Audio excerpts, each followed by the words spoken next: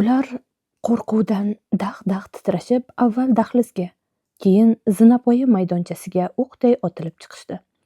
Arvoh ham izma-iz chiqib, ularni pastgacha quvib tushayotgan o'xtin-o'xtin dahshatli ovoz chiqarardi. Xotirjamlik bo'lsin, xotirjamlik.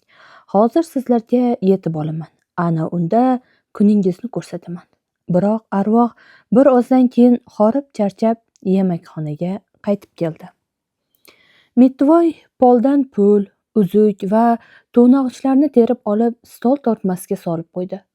Gunilla bilan Krister Fili u yoqdan bu yoqqa chopib yurishib, tushirib qoldirgan sanchqi va qoshiqlarni yig'ishtirib olishdi.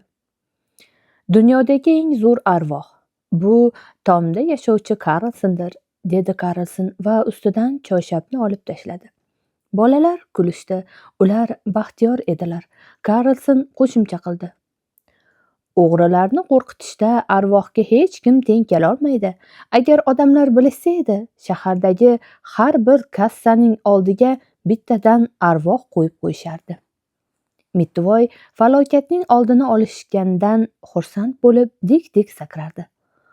Odamlar ham juda ahmoq bo'lishadi. Arvohga ishonishadi-ya. Kulging keladi, dedi u. Dadam g'ayritabiiy narsalarning umuman bo'lishi mumkin emas, deydilar. Mittivoy buni tasdiqlaganday boshini silkib qo'ydi. O'sha o'g'rilar o'lgudek ahmoq ekan. Jovondan arvoh chiqdi deb o'ylashdi-ya, axir tomda yashovchi Karlson edi-ku. Hecham g'ayritabiiy narsa emas.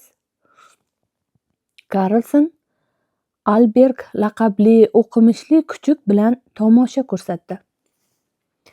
Paxmoq sochli bola ertasi azonlab uyqudan turishi bilan yalang oyoq, yo'l-yo'l havorang pijamada oshxonaga oyisining oldiga chiqib ketdi. Dadasi ishga, Bosiya bilan Beten maktabga ketishgandi. Mittivoyning darsi kech boshlanardi.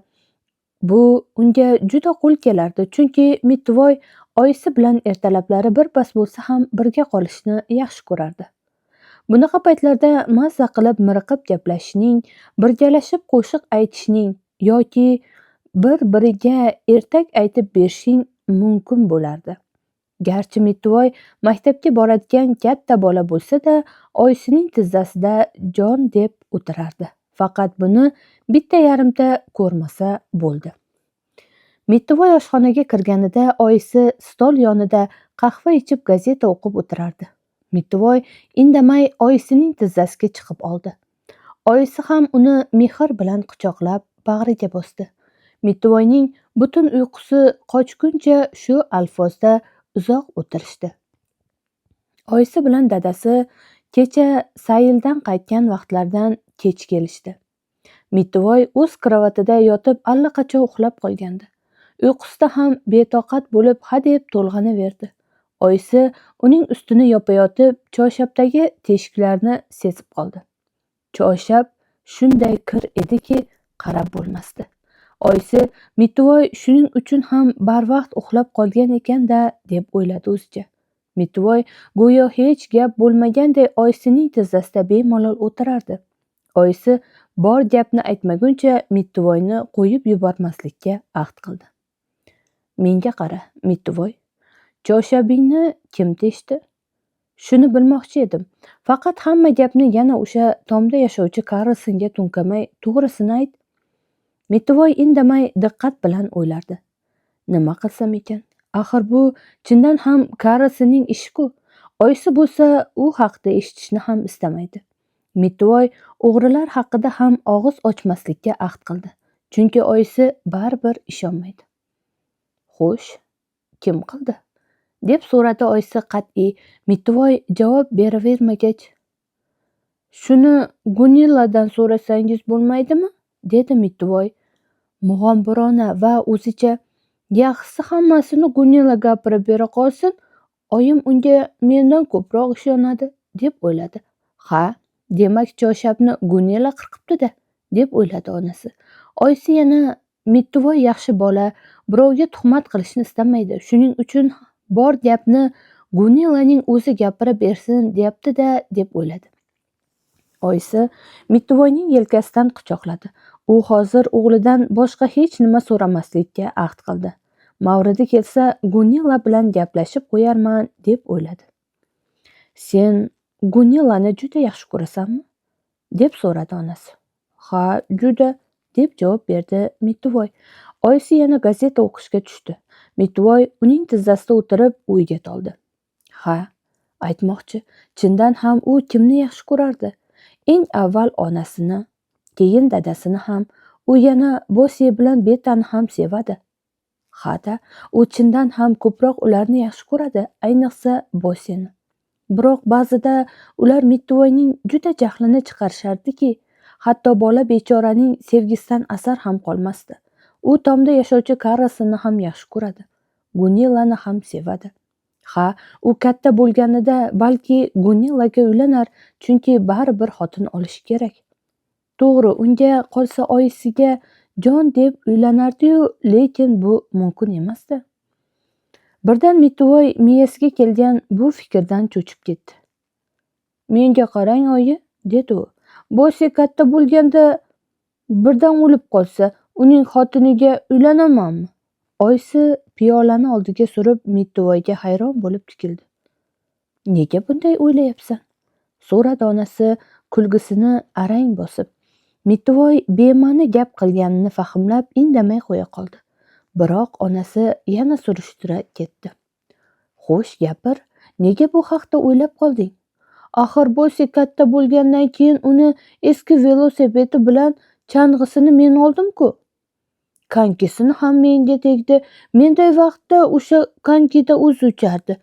Uning eski ko'ylagi, botinkasi va boshqa kiyimlarini ham men kiyib to'zdiryapman. Bosining qari xotinini olmaysan. Sen bundan xalos qilaman. Bu yog'iga xotirjam bo'l, dedi onasi jiddiy. Sizga uylansam bo'lmaydimi? Deb so'radi Mittivoy. Yo'q, buning iloji bo'lmasa kerak, dedi onasi. Axir men dadangga erga tekkanman-ku. Ha, chindan ham shunday edi. Buni qarang-a, kelib men ham, dadam ham sizni yaxshi ko'ramiz-a?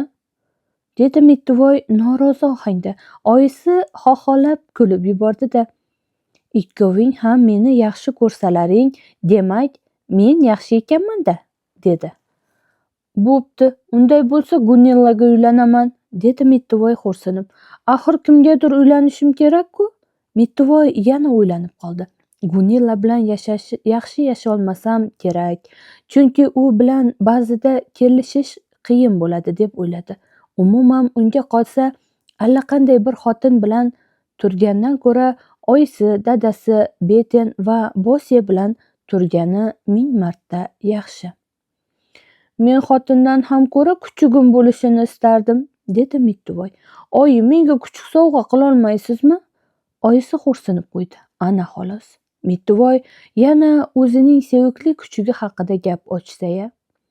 Oyisi tomda yashovchi Karlson haqida gapni eshitgisi kelmaganday, kuchuk haqida eshitishga ham sira toqati yo'q edi.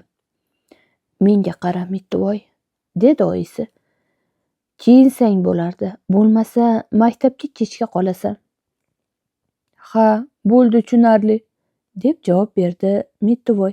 Kuchuk haqida gapirdimmi, bo'ldi. Siz darrov maktab haqida gap ochasiz. O'sha kuni Mittivoy maktabga borishni o'ylab o'zicha xursand bo'lib qo'ydi, chunki Krister va Gunilla bilan ko'p narsani gaplashib olishi kerak edi. Uyga ular har galgidek birga qaytishdi.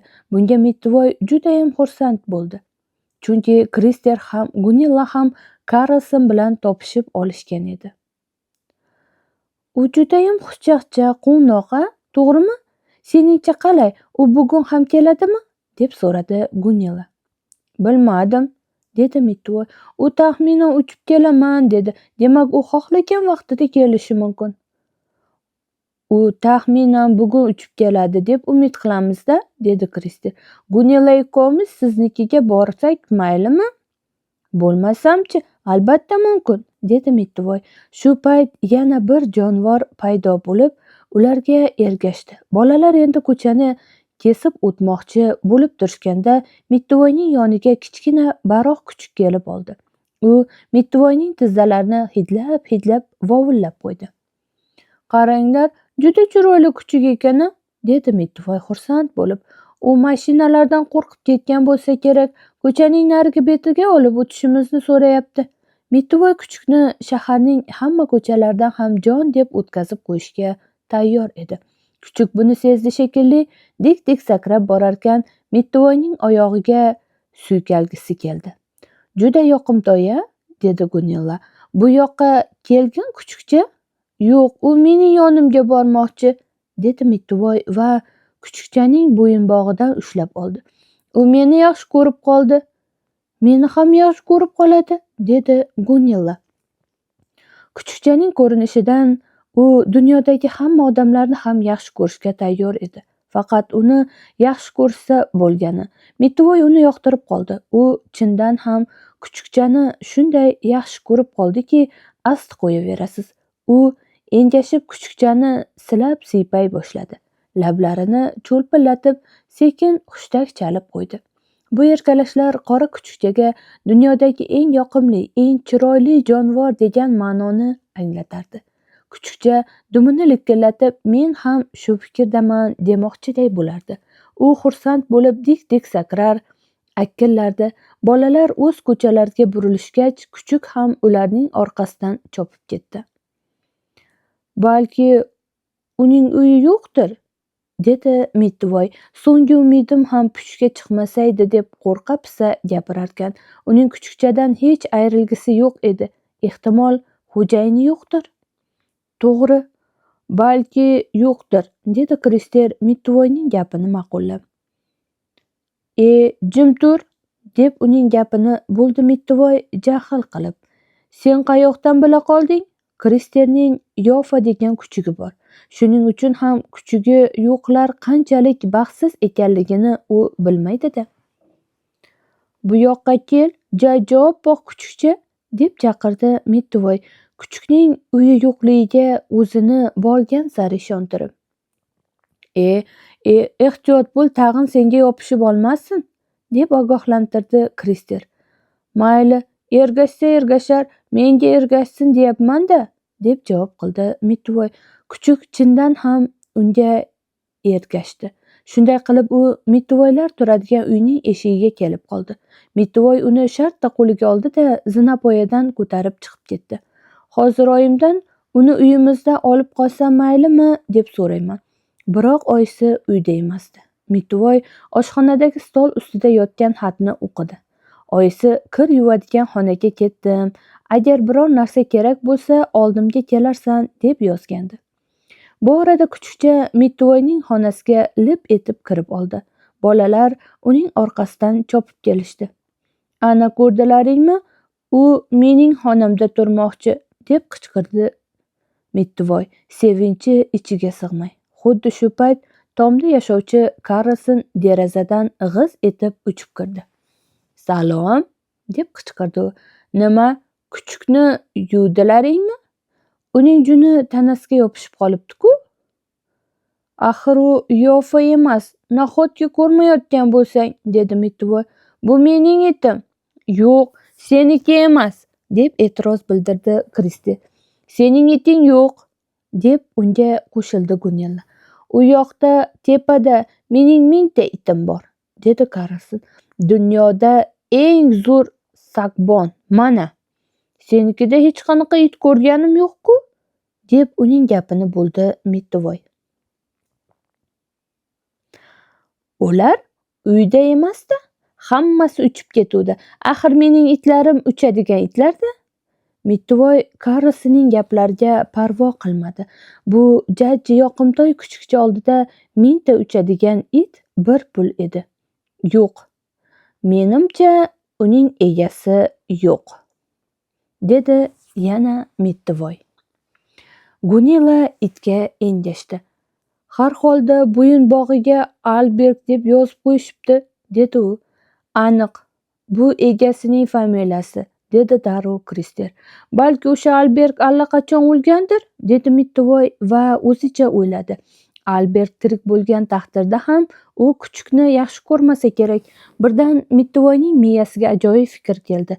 Balki kuchukning oti Albertdir, deb so'radi.